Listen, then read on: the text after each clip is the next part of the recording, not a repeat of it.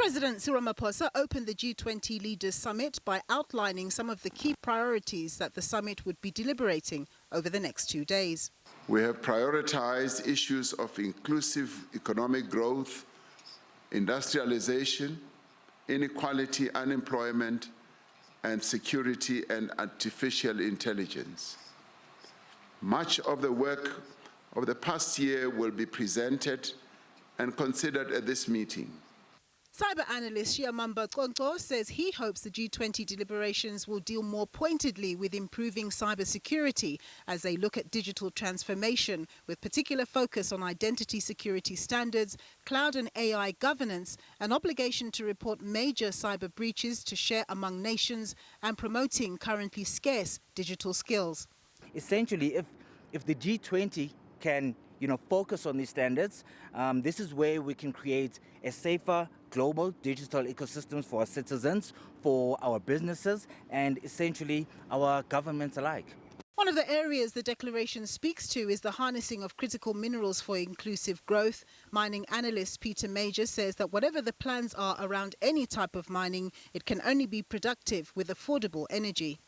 When you talk beneficiation of minerals, you're always talking high energy use.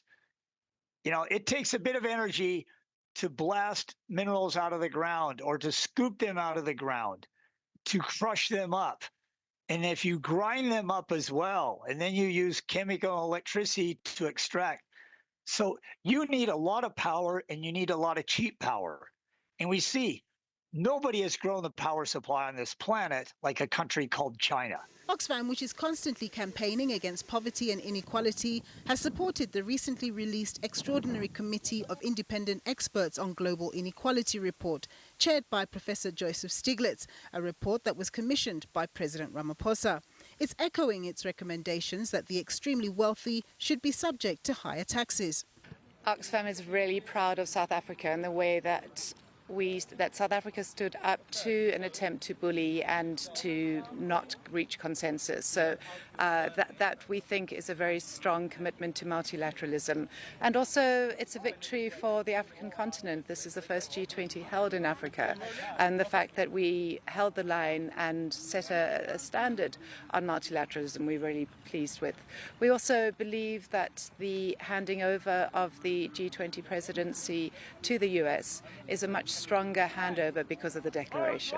While the G20 leaders continue to deliberate the myriad of issues relating to inclusive economic growth, people on the ground are more interested in when these considerations turn into country policy and ultimately implemented for the betterment of ordinary citizens.